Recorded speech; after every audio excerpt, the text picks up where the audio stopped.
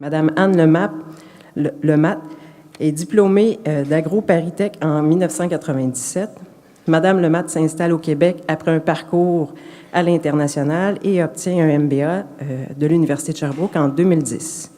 Elle travaille en service conseil de gestion depuis 2011. Elle œuvre au sein du CETAB+, depuis 2014 pour le conseil aux entreprises et dans le cadre de projets de recherche appliquée. Elle a donné des conférences, notamment lors de colloques Bio pour tous en 2015 et 2016. Elle est également membre et administratrice du REGA, le réseau d'expertise en gestion agricole. Monsieur Lamy va également participer à la conférence. Monsieur Mario Lamy de la ferme Mi-Lamy a pris la relève familiale avec son frère en 1987. En plus de la production laitière et avicole, les frères Lamy cultivent des céréales et le haricot. En 2004, M. Lamy délaisse la production animale pour se consacrer entièrement à la culture de céréales biologiques avec son fils Éric. Donc, je vous souhaite une bonne conférence et en terminant, je vais mettre à l'arrière des copies de la revue, de la dernière édition de la revue Lue, qui est la revue de l'Union des producteurs agricoles, qui portait sur la production biologique. Donc, je vous invite à en prendre une copie. Merci, au revoir.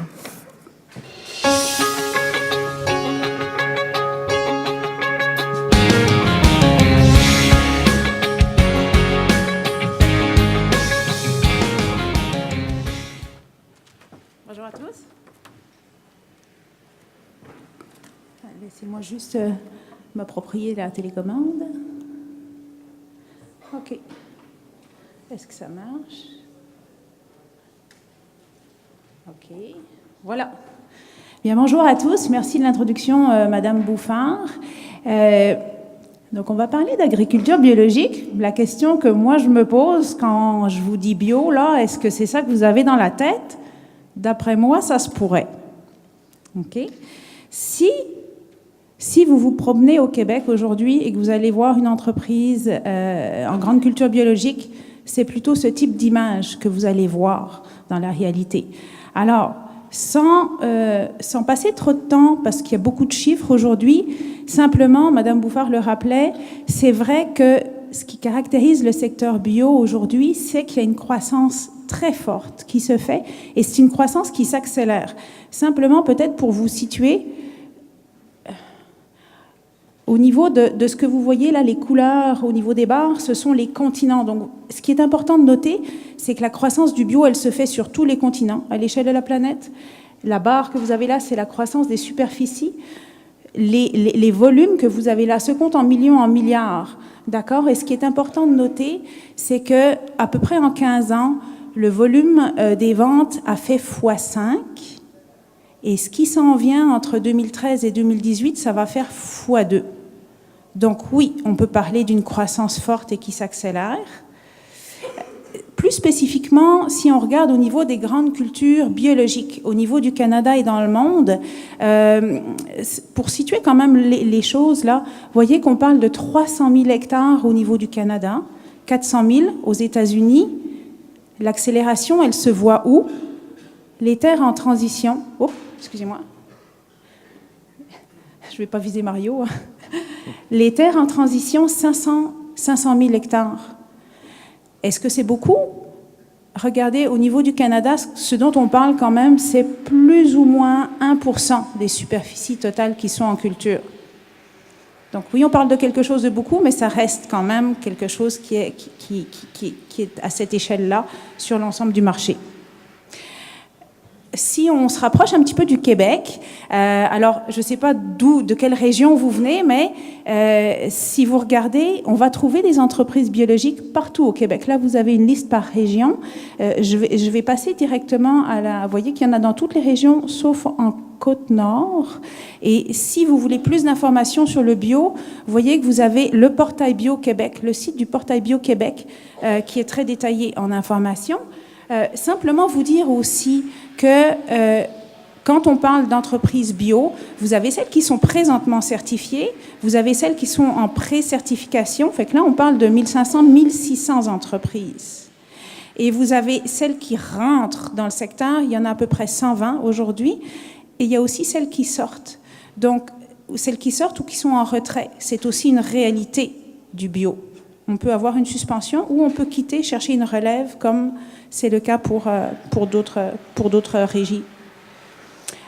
Au niveau du Québec, les grandes cultures biologiques, 24 000 hectares, un peu moins de 3% de la superficie en grande culture, 60 000 tonnes de grains, ce sont des marchés en croissance. Alors, par rapport à la première image que je vous ai montrée tantôt, est-ce qu'on peut raisonnablement penser le bio? Est-ce que ça vaut la peine d'y croire? Ben, écoutez, on ne parle pas de croyance ici. Oui, c'est un mouvement tangible, c'est ça qu'on vient de voir. Est-ce que pour votre entreprise, pour vos clients, pour le Québec, est-ce qu'il faut y croire? Est-ce que c'est quelque chose qu'il faut considérer? Ben, en économie, là, on parle d'économie de gestion, c'est toujours la même réflexion. Est-ce que le modèle est viable au niveau économique par rapport à de la régie conventionnelle? Alors, ce qu'on va essayer de voir un petit peu plus loin, c'est qu'est-ce qui va déterminer ça. Mais avant d'aller là, je vais passer la parole à M. Lamy pour qu'il vous dise qu'est-ce qu'il vit, lui, sur son entreprise. Alors, bonjour. Vous comprendrez que je suis plus à l'aise sur mon tracteur qu'ici aujourd'hui, mais c'est pas grave, on va quand même faire Quel bouton? Aucune idée. Je me suis posé la question, finalement, c'est le gros, là. Ah, merveilleux. OK. Fait que vous avez ici la famille qui s'occupe de la gestion de l'entreprise agricole. Mon fils, normalement, devait être ici aujourd'hui. Le 23 novembre, on s'était dit, pas de problème, les travaux vont être finis, mais ce n'est pas le cas, il reste encore plusieurs labours à faire. Par contre, j'ai ma belle-fille qui est avec moi, puis si vous avez des questions pour elle, c'est elle qui s'occupe, entre autres, de la certification, puis j'en suis bien content. C'était mon travail avant. Superficie de l'entreprise, 1027 acres. On est 3. On a un employé qui est compétent. Et puis, avec ça, on n'a pas la possibilité d'augmenter. C'est quand même une bonne charge de travail parce qu'en biologique, c'est beaucoup plus de travail qu'en conventionnel. On pourrait avoir peut-être presque le double pour la même charge de travail. Ce qu'on cultive sur la ferme, maïs bio, soya bio, haricots bio, orge brassicole, qui est inscrit là, excusez-moi, blé humain, etc. C'est ça qu'on cultive sur la ferme. La production bio, pourquoi est-ce qu'on est allé vers ça? Si on retourne en arrière, on produisait des céréales, on produisait du maïs, on produisait du haricot sec. La seule production où on avait une marge raisonnable, c'était la production d'haricots secs. Le maïs et la céréale, on faisait presque du surplace, c'était pas vraiment payant. Et puis, quand on voyait les politiques agricoles au niveau des assurances stabilisation, ça faisait en sorte que, normalement, tu as une marge qui peut même être déficitaire. J'ai dit, il faut trouver quelque chose pour être rentable sur toutes les productions qu'on fait. C'est là que j'ai entendu parler de la production bio. C'est un choix santé et philosophique, bien sûr, et puis c'est des défis, croyez-moi, il y en a, on est conscient qu'il y en a beaucoup. Je voulais aller un petit peu plus loin, parce que je ne voulais pas vous démontrer comment que ça fonctionne chez nous. Ça fonctionne bien, c'est fait, mais ça ne vous donnera pas grand-chose. Mais si vous voulez vous en aller vers la production bio, je veux un peu vous donner les grandes lignes pour que vous ne fassiez pas, comme Anne a dit tantôt, il y a certains producteurs qui sortent de la production bio parce que ce n'est pas pour eux. Fait que, est-ce que le bio est pour vous? Prérequis. Pas sédentaire, bien sûr, ou louer une ferme. Si vous louez une ferme, ça prend un bail à long terme parce que la production bio, c'est 3 ans avant de mettre en marché bio. Fait que si vous avez une ferme puis vous avez 2 ans de location, bien, vous allez emmener votre terre en biologique puis vous ne pourrez pas mettre en marché biologique. Les superficies. Je connais des fermes qui ont 10 fois moins grandes que la nôtre, peut-être un petit peu plus de 100 acres qui en vivent. Par contre, il y en a qui ont 5 fois plus grandes que la nôtre, 5000 acres et plus, puis qui en vivent aussi. C'est une logistique, c'est plus différent, mais c'est faisable. Qualité de sol. Règle générale, la problématique en production biologique, c'est au niveau des adventices, des mauvaises herbes, c'est de contrôler les mauvaises herbes. Il y a 3 types de sols. Vous avez les sols lourds, c'est de l'argile. Les sols moyens sont les laumes. Les sols légers sont des sables. Ce qui fonctionne le mieux, c'est les argiles lourdes. Le contrôle des mauvaises herbes est plus facile dans ça. Ensuite viennent les sables, puis en dernier viennent les laumes. Vous devez absolument avoir un accès, très majoritairement, avoir un accès à des fumiers ou des lisiers dans votre région ou le faire importer de d'autres régions. Vous n'avez pas le choix, ça vous prend ça. Ça vous prend des liquidités disponibles. Il ne faut pas oublier que pendant ces 3 années-là, vous allez avoir des rendements de biologiques, mais vous n'aurez pas le revenu qui vient avec. Il y a une liquidité qui est nécessaire. Et puis, vous allez avoir besoin de nouveaux équipements. La problématique, c'est qu'en production biologique, aussi, il y a bien des équipements que vous allez avoir de la misère à vous les procurer parce que ce n'est pas un marché qui est assez gros pour les compagnies. Les compagnies ne le mettront pas en marché. Vos aptitudes, ouverture au changement, c'est bien évident. Ça va changer du tout au tout. Ça ne sera pas la même chose. Patient. Ça, j'ai emmené ça patient. La plupart de ceux qui s'en vont en production biologique font comme en production conventionnelle. On sème le plus tôt possible. En production biologique, c'est pas ça. Il faut attendre le moment propice pour semer. Observateur. Il faut que vous soyez observateur dans le sens, quand vous n'allez pas faire des travaux de sarclage, il faut que vous sachiez comme il faut ce que l'appareil a fait. Pas se fier sur des mesures ou sur le fabricant qui vous dit que ça fonctionne comme ça. Il faut le savoir, il faut l'observer comme il faut. Insensible au camp, dira-t-on. Je vous donne ma propre expérience. La première année que j'ai fait du biologique, un de mes voisins ou quelqu'un que je connaissais passe à côté du champ, puis j'avais un problème de chénopode dans un champ de maïs. Et puis, il rouvre la vitre, il dit « L'ami, penses-tu que tu vas réussir à récolter cet automne? » Fait que là, j'ai comme pris le mort au d'un petit peu, j'ai arrosé, j'ai reporté ce champ-là, mais j'aurais dû continuer. Connaissances agronomiques, ça prend toujours un minimum de connaissances agronomiques, mais dans un cas comme ça, je vous recommande fortement de vous allier avec un agronome. Au CETAP, il y a des agronomes qui ont beaucoup d'expertise dans le domaine, puis je vous dirais même que l'expertise commence à déborder peut-être les frontières du Québec tellement on est assez avancé de ce côté-là. Ça, c'est des équipements particuliers. Je vous emmène ça, les équipements, pas pour vous dire « ça vous prend ça chez vous », c'est pour vous donner une optique que les équipements qui sont différents un petit peu du conventionnel. Ça, c'est une déchaumeuse à pattes. La déchaumeuse à pattes versus une déchaumeuse à disque. La plupart des gens ont des déchaumeuses à disque. La déchaumeuse à pattes va faire en sorte qu'elle va enlever les rhizomes. La plupart des vivaces sont rhizomatiques. Elle va aider à les enlever. C'est mon semoir. Le semoir, il y a des équipements en avant qui ne sont pas vendus. C'est parce que j'ai fait un bout de temps avec une culture sur billon. C'est des équipements spéciaux, mais ça ne se vend pas. La houe modifiée. Ça, la houe modifiée, c'est un appareil qui a été que j'ai eu l'idée d'un autre confrère, mais qu'on a modernisé, qu'on a adapté, puis là, ça fait boule de neige au point tel que ces appareils-là, aux États-Unis, il n'y en a presque plus. Au Québec, il n'y en a plus. On achète ça usagé, on les modifie, et puis après ça, on les met au travail. Ma deuxième houe modifiée qu'on a faite dernièrement, un format plus grand, différente un peu pour des besoins différents.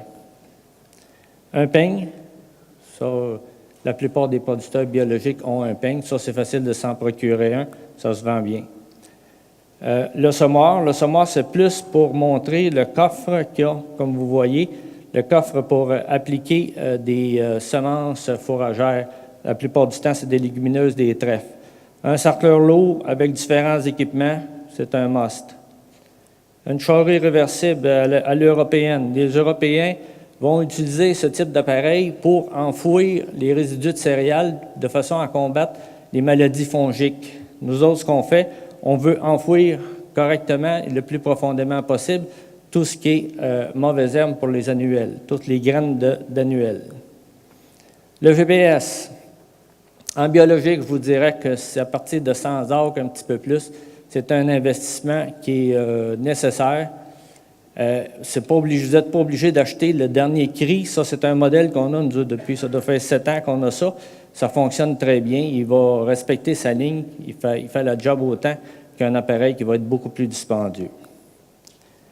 Ça, la Comcot, c'est un équipement qu'on a été chercher en Europe.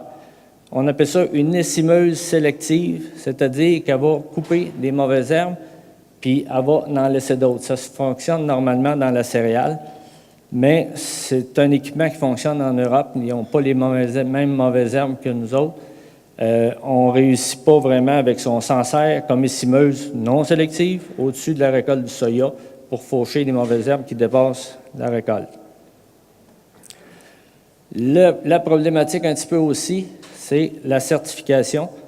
C'est ça qui est un petit peu achalant. La plupart des producteurs agricoles n'aiment pas tout ce qui est écriture, tout ce qui est prise de données.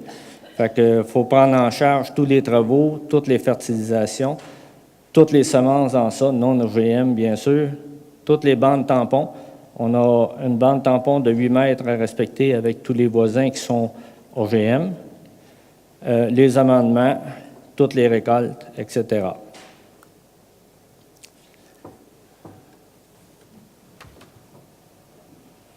Merci Mario. OK, fait que là, on voit pas mal qu'est-ce que ça donne dans le champ. Moi, je suis agroéconomiste, fait que je vais ramener ça à des chiffres, et puis on va voir qu'est-ce que ça nous montre.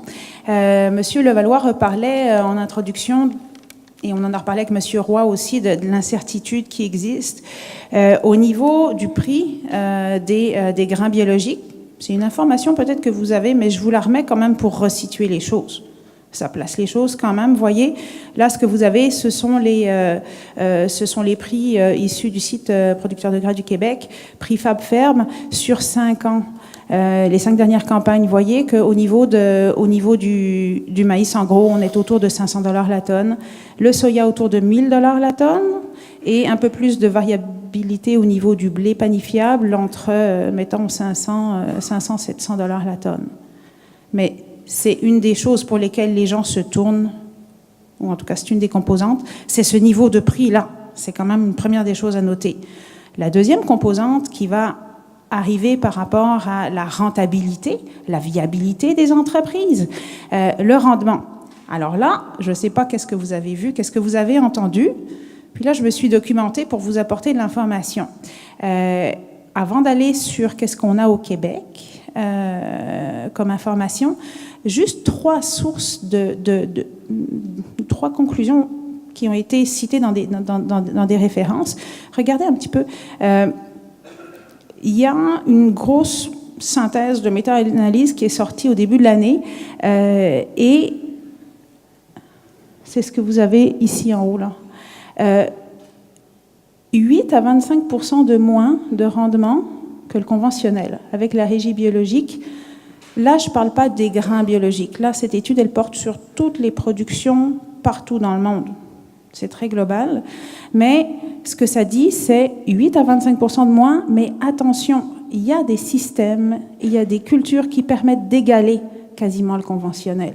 Ça, c'est la conclusion de plein d'études et de méta-analyses.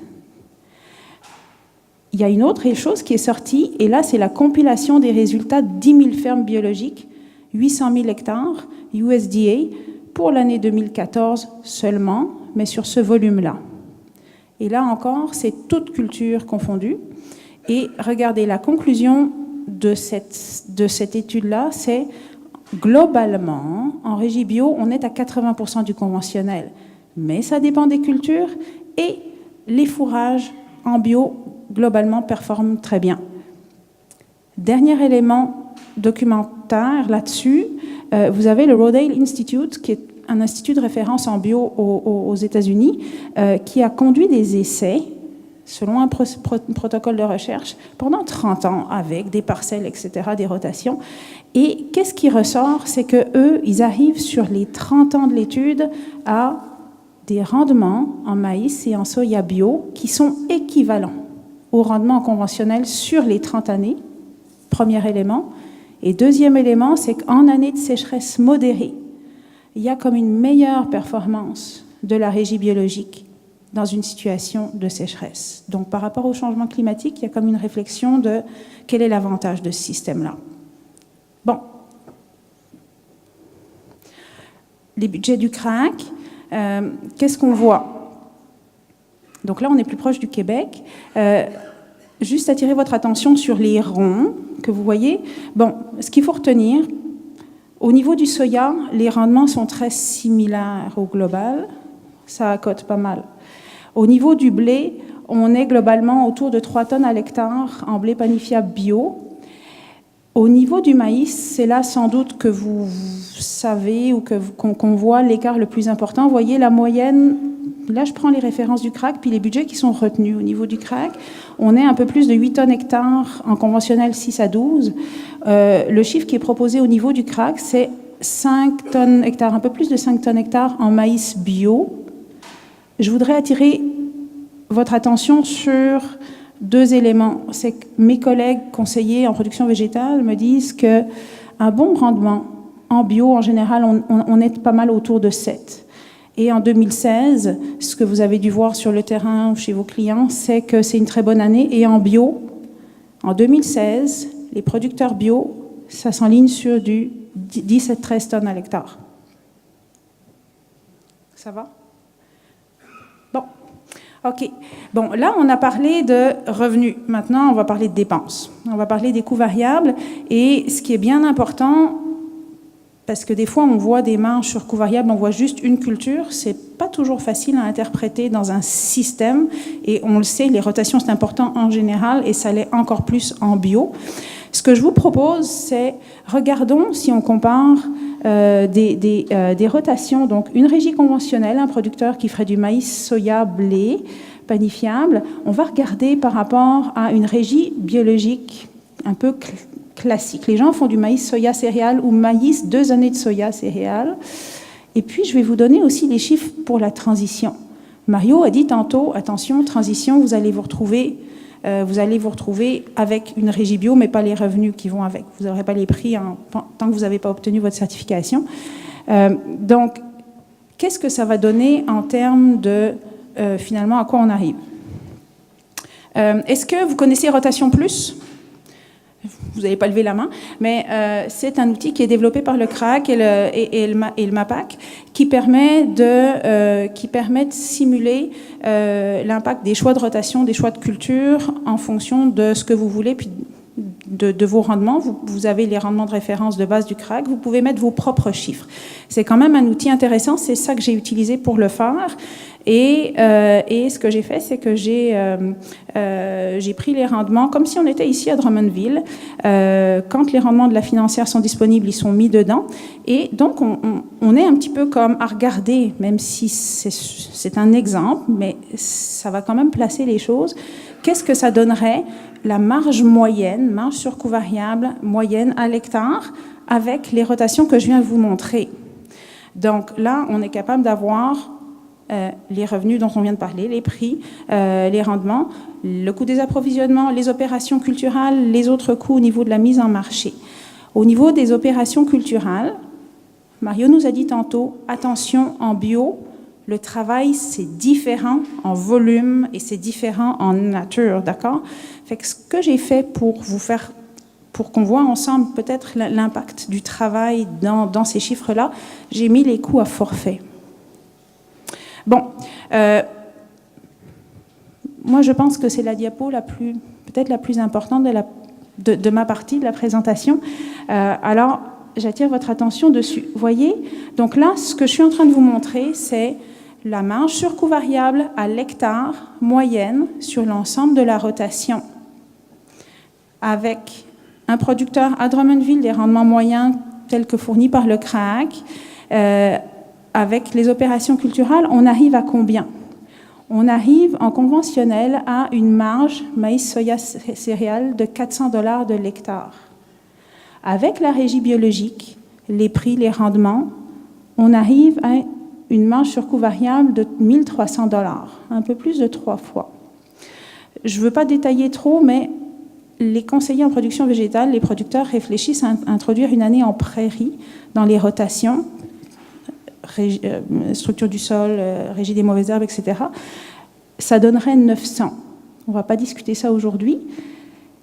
Si vous regardez au niveau de la transition, les années, ça peut être 2 ans sans les prix bio. 3e année, on peut obtenir, selon comment ça s'est passé, les applications de pesticides, on peut obtenir les prix.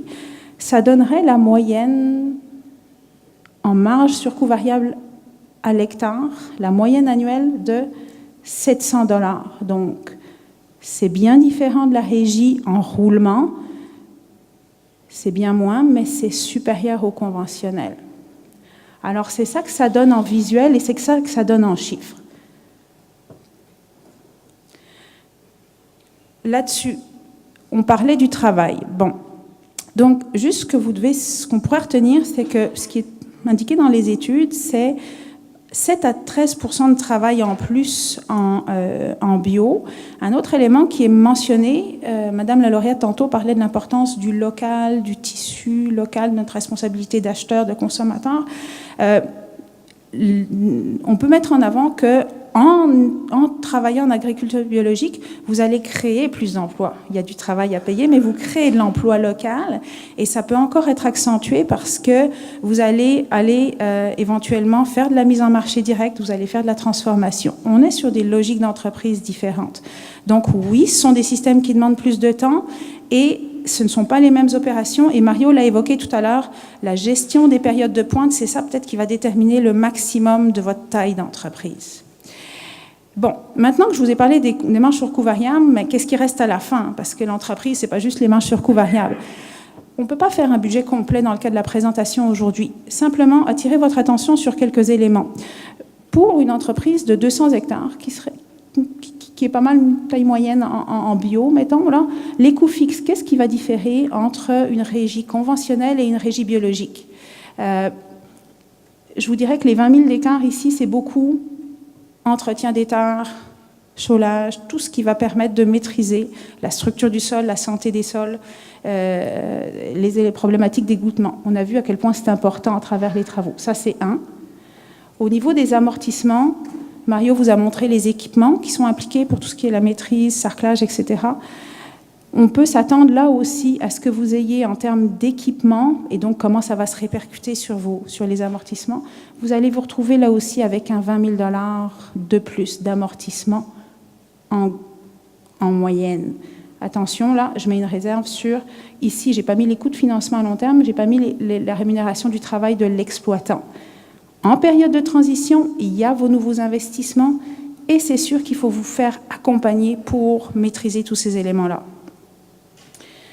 J'ai essayé parce que c'est un enjeu, si vous vous questionnez ou si vous avez des clients qui veulent se faire accompagner, si vous êtes des partenaires en gestion ou en financement, est-ce qu'on passe à travers la transition bio? Donc, vous voyez, tantôt, je vous donnais un chiffre de marge sur coût variable, on avait un écart de 300 $ à l'hectare ou en moyenne sur les 4 ans, là, on avait quand même 300 $ de plus. Fait que oui, on va faire plus d'argent au départ, plus de revenus. Sur 200 hectares, ça fait 60 000. Les coûts fixes, on a vu qu'ils augmentaient tantôt de 20 000 $. Mais c'est sûr qu'en période de transition, ça va vous prendre probablement des agronomes, des gens qui vont vous aider sur ajuster vos machines, comment je fais tout ça. C'est difficile de démarrer. Fait que vous allez probablement avoir un 30 000 $ qui saute à ce niveau-là, de plus par rapport à votre situation initiale. Fait qu'on descend ici. Et ensuite, et là je parle de liquidité, là, vous avez vos nouveaux investissements. Vous avez fait ces machines. C'est sûr, il y a différentes stratégies, forfaits, etc. Mais en gros, peut-être qu'on pourrait s'attendre à un 30 000 de paiement additionnel. Fait que qu'est-ce que ça dit? 60 moins 30 moins 30, ça fait 0. OK, est-ce que ça fera vraiment 0? Écoutez, on s'entend. Ce qui est important là-dedans, c'est il faut le réfléchir, il faut faire un budget et il faut le regarder en termes de liquidité année après année. Fait que ça, il faut bien le regarder. Et aussi, informez-vous des aides qui sont disponibles, parce que tout ça, je ne vous parle pas avec les aménagements au niveau de la financière agricole, au niveau du MAPAC. J'avance rapidement pour terminer. Donc, qu'est-ce qui est important? Au début, je vous ai montré des choses quand même qui montrent que le secteur est significatif. On se posait la question, est-ce que c'est viable économiquement? Oui, c'est viable, regardez. Mais c'est très important. Est-ce que vous avez au départ, est-ce que vous êtes un bon producteur? Parce qu'il faut maîtriser ses rendements, il faut maîtriser votre régie et presque encore plus en bio. C'est sûr que les prix, ça c'est vraiment un élément qui est intéressant. La maîtrise du travail, la gestion du travail, c'est un enjeu en bio. vous vous rendez moins dépendant des intrants, beaucoup moins d'engrais, etc., qui sont importants. Il va falloir regarder comment vous supportez votre période de transition. En termes, par contre, ce qui est important de voir, c'est que si vous ne le saviez pas, il y a une stratégie de croissance du secteur biologique qui est mise en place au niveau du Québec par le MAPAC, et vous avez vraiment plusieurs aides qui sont disponibles, qu'il faut connaître. Vous avez une bonification de l'aide au service conseil, 85% des services. Ça s'applique en transition, ça s'applique pour les producteurs en place. Vous avez le programme Prime-Vert pour tout ce qui est agro-environnement. Vous avez de l'aide pour acquérir des équipements de lutte alternative aux pesticides. Vous avez des programmes d'aide à la conversion, 20 000 $ en ensemble sur la période de transition. Et vous avez des aides financières de la financière agricole du Québec. Donc oui, il y a des ressources financières, il y a des programmes pour ça. Et Madame Bouffard l'a évoqué, il y a aujourd'hui, contrairement peut-être à il y a 20 ans, vous avez beaucoup d'acteurs et vous avez une table de développement de la production biologique. Autour de cette table, vous avez des représentations de producteurs, vous avez des représentations régionales, vous avez des institutions, vous avez des représentations par type de produits qui sont là et qui se parlent pour soutenir les producteurs et leurs partenaires là-dedans. Alors, ça fait pas mal le tour et je vais laisser la parole à Mario pour la conclusion de la présentation. Ben, j'ai sorti ça. Ça m'est venu comme je voulais vous le faire croire que c'était un grand romancier ou un grand auteur. Non, c'est moi qui ai écrit ça. Le producteur agricole se doit de répondre à la demande du consommateur. Le consommateur se doit de rémunérer correctement le producteur pour ses efforts. La production biologique est une production à valeur ajoutée. Un bon producteur conventionnel sera un bon producteur biologique à condition d'y mettre les efforts requis. Merci.